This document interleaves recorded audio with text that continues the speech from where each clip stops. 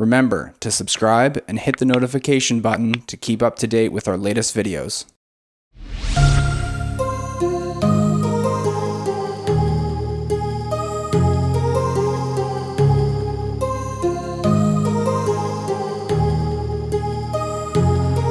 My heart rages around like an ocean in my head, because there are so many things that I left unsaid.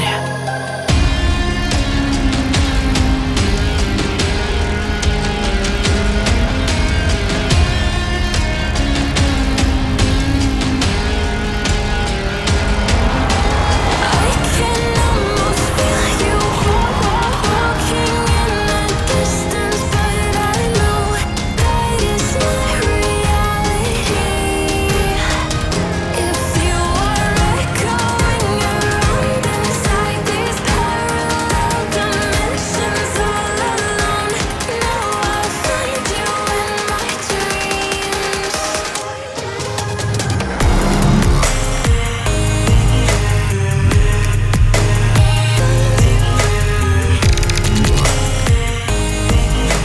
All right, you guys, what is going on? My name is Marcus, and you're watching Roads Untraveled. Welcome to a 2001 Mercedes Benz E55 AMG Wagon, never sold in North America, but the owner of this car, Greg, has successfully imported this from Japan to here in Canada to live the rest of its life, presumably, under all of this great gray skies and rainy weather. Now, the E55 AMG was sold in North America, but never as a wagon. So if you want like a badass cruiser, Autobahn, AMG, depreciated Euro Autobahn cruiser, yeah, you want this. Okay, it's got a 5.4 liter V8 under the hood, 349 horsepower, and 391 pound-feet of torque at about 2,000 RPM. So it's very tail happy. It's very torque filled, it's very monstrous, yet at the same time it's lush and it cruises. So we're gonna talk to Greg. I'm very curious. I want to know why the heck he would get rid of a nice Evo 5, a very nice, well-tuned Evo 5 in favor of this 2001 E55 AMG. Especially coming from a JDM background and my love for JDM cars, and I love the Evo 5 with a passion. I mean, what does he see in this car? I don't know, so let's find out.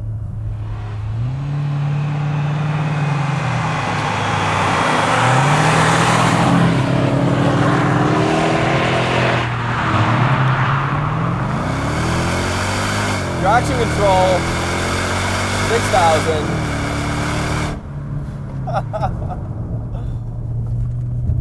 So this is basically a car that if you want a wagon, if you're one of those guys that takes pride in owning a very understated yet fast German wagon, not even German, like CTSV wagon included, this is definitely a high contender and something that a normal person looks at and is like, oh, that's a shitty used old Mercedes. But a guy like me sees this and I'm like, wow, that holds something, it's a piece in history in the AMG lineup that is kind of forgotten about, right? The supercharged V8s came after this. And obviously before this, you had the C43 AMG and the C36 AMG, which hold more of a collector status. And then there's this in the middle that's kind of at the bottom of its depreciation curve, still bulletproof, reliable, and just super smooth to drive. And it's a really great car.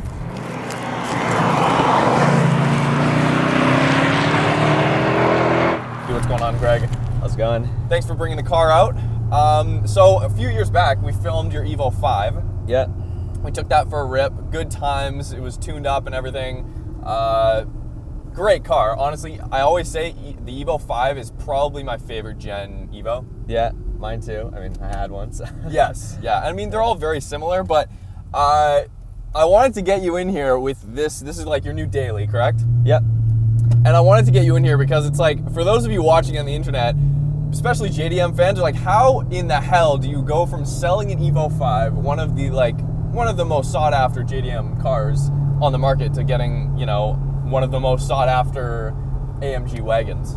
Yeah, so when I had my Evo at the end, I mean, it was a never-ending project, first of all, so it didn't really make the best daily. I mean, that seems kind of like obvious in hindsight, Right. but I was just driving it to work and stuff, and it would break down sometimes, and I decided I was going to change careers. So I'm a realtor now, and I knew that I was going to have to drive clients around, and you're not really going to pull up in a right-hand drive car with a big wing that was, 82 decibels at idle.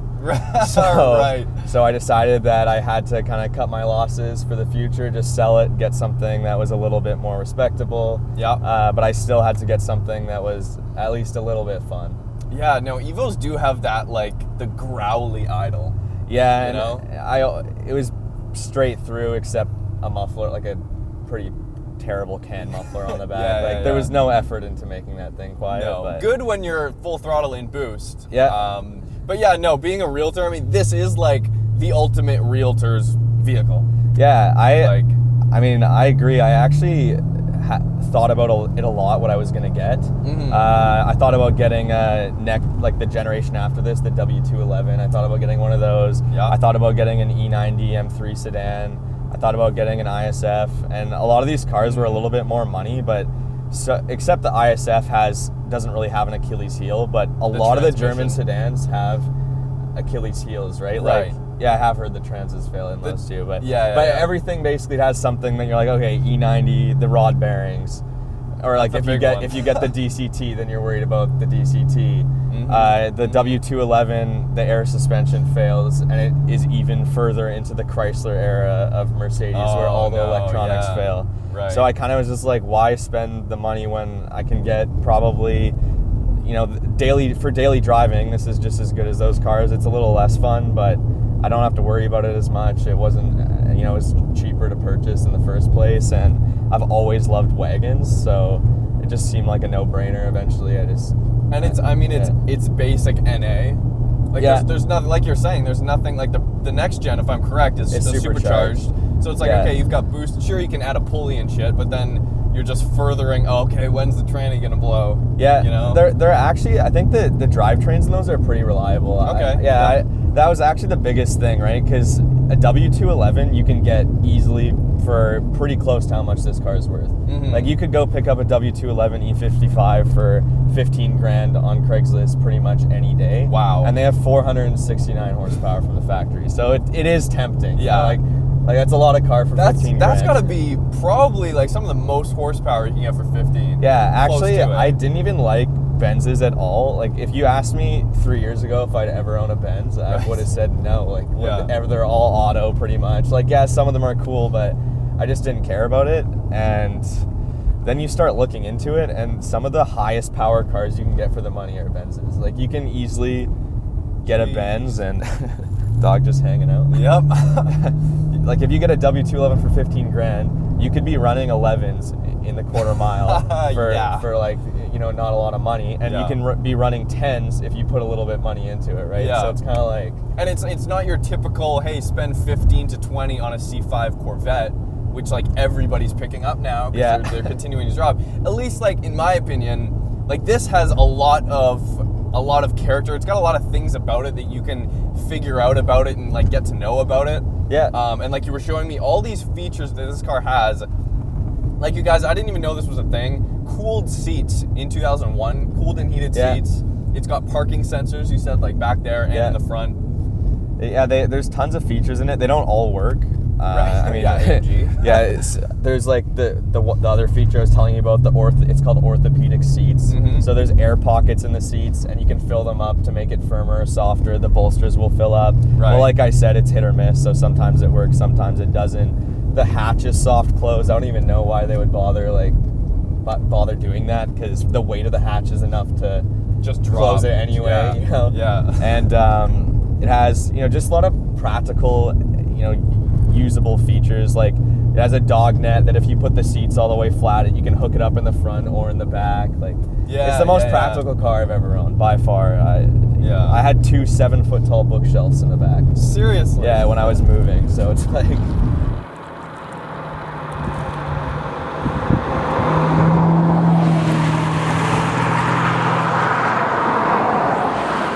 so you imported this from Japan, correct? Yeah.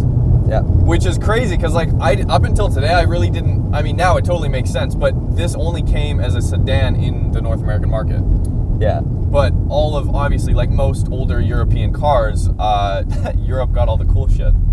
And Japan got all the cool shit. For sure, And yeah. then we got stuck with, most of the time, like down-tuned cars, but like this has, if I'm correct in saying, about 350 horsepower and 390 pound-feet. Yeah, about that. So it's 349 and impressive. 391, I think. Okay, so, yeah. Pretty much spot on. A lot.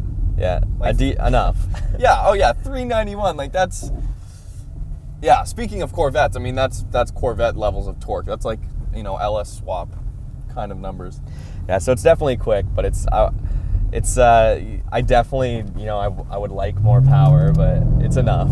Oh yeah, no, this is honestly, oh shit, it just keeps going. It actually pulls harder. Like if you're going already 100, it feels faster than if you're going from 0 to 100. I think. Right. Like third gear is the gear.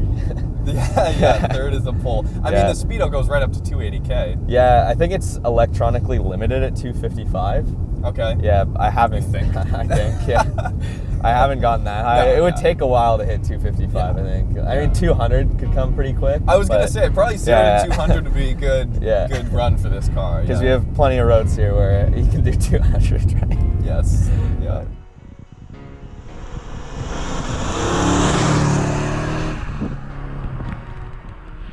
That's a lot of fun. I think that it makes, you know, it makes daily driving the car, you know, pretty much. I couldn't ask for a better daily, essentially. No, out of this, I mean, yeah. aside from the size, that's the only thing. But even that's not a downside because you've got unlimited room. Yeah. So you're like, okay, Yeah. well, it's way better than getting like a used Range Rover in the case of, like, I'm not a big fan of SUVs. Yeah. I'd way rather have this Oh, over, for sure. even, honestly, even like an older G-Wagon, right? Yeah, I think that, like, I like wagons. I would pick a wagon over an SUV any day. Just, I mean, I never go off-road or anything. Like, let's say for people that like to do that sort of thing. Yeah. Then obviously you're making that choice, but we know that 99% of SUVs are just pavement princesses. Yeah. And like, I live on the North Shore, so I see like, you know, a couple G-Wagons a day. You know what I mean? It's just like, Yeah, what are you doing? They're just driving them to get their $12 cold pressed juice or something. Right, You know, yes, like, yeah. All right, we're gonna give it a little roll on here from 50K. Kickdown's pretty quick, yeah. and it actually revs like straight to 6,000. Jeez, dude, this thing hauls It ass. keeps pulling, right? Wow. Yeah. That was, 50 to 16 kilometers an hour. To enough. Yeah, to enough. Enough. No, yeah, it's pretty. Yeah. It is pretty quick. Like That thing after 100, rips. from 0 to 100, it feels kind of just normal quick. But Mhm. that's the thing, though. You don't always have the chance to be doing, you know, highway pulls, right? But No. It's definitely quick. Damn, this Like, thing's fun, man. This is probably the easiest car I've ever had to smoothly skid. Mm-hmm. 'Cause Right, it's just okay. so long. Yeah. Like I had an R32 GTSD before, which is like definitely more of like a hot boy drift car. Right. You know what I mean? Yeah, yeah. But this thing Yeah. like is way easier, and with all the torque, if you want to step the rear out, you can step it out, and it's easy to catch. So, Anytime. Yeah. I mean, honestly, for the money, I think you've pretty much got the best like wagon. Yeah, I'm a huge Honestly. value kind of guy. Like Yeah. I think about, what am I going to get from my money? And I love depreciated cars. Of course, I love, yeah. I mean, anything depreciated. Like my bike that I got, it's a 1995. It still has 130 horsepower, but I got it for $2,500. You know, like, Whoa, like I 130. love a good deal. You know what I mean? So Yeah. when I was looking at cars, that's why I couldn't bring myself, even if I had it in the budget, to buy like a W211 E55 or. Mhm. Or if I was thinking, buying an E90, I was gonna have to save up a little bit more cash and wait a little longer. And then to, the rod to bearing get goes. something. Yeah, and I'm like, you know what, like, or I could just buy something that will probably check, 9 out of 10 boxes. And I'm probably I'm nitpicky, so when I say like a good value, I bought the car and yeah, it was a good value, but then I spent all this money on replacing bushings. Sure, and drive yeah. shaft. So Yeah. I probably couldn't even get my money back if I sold at this point, but. But now you've got like a fresh, clean. I mean, this thing drives pretty remarkable. Yeah. I tried to make it drive as close to when it was new, I guess. Yeah. And the transmission's not as bad as I was expecting. And like I know you mentioned the ISF earlier, Yeah. and that's the one my one big thing, because I would love to get a used ISF. They're really good value, lots of power, they look good, they sound great. Again, NAV8. But the transmission, the 7-speed, just isn't good. I mean, honestly, it's like this is comparable totally with a first-gen ISF.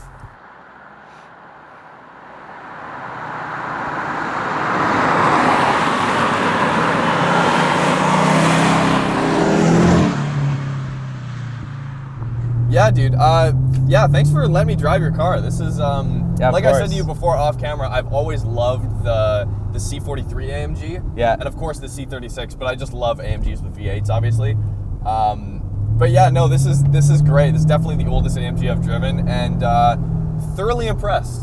Yeah, it's thoroughly impressed. It's pretty good, especially for the age. I think it aged pretty well. I mean, you know, the looks, even they've grown on me, but I wasn't super sold on them. Like, I prefer, like, you like the C36 and the C43. Yeah. I think if this car had the rectangle headlight look still, like kind of like how the W124, the E-Class before this that everyone loves, the E500 or the 500E, depending on the year. But I do like that look better than the double round headlight look. But I know, I'm totally on the same page. This front end is not my favorite AMG look. It looks good from the back, so it does. And when you're in it, you don't have to look at the headlights. It was just so quiet before I deleted the muffler. Yeah, there's 2 sets of cats, there's resonators, the headers are extremely restrictive from factory, so yeah, it's kind of disappointing. Like, a new AMG car will sound louder than this from the factory for sure. Of course, yeah, because then they have valves and everything in the exhaust. And awesome, well thanks Greg, appreciate it. Yeah. From Evo to E55 AMG. Hope you guys enjoyed the video.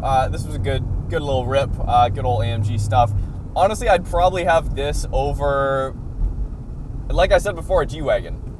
So if that puts anything in perspective for you guys. But hopefully you guys enjoyed the video. We got a bunch of videos coming out. Hit up Greg as well on Instagram. You can see him cruising around Vancouver, selling all sorts of homes in this vehicle. If you're around the Lower Mainland, you're looking for a property or a home, an apartment, whatever, and you want a good deal, you want to, you know, find what's out there, definitely hit Greg up. So with that, thanks guys again for watching. See you next time.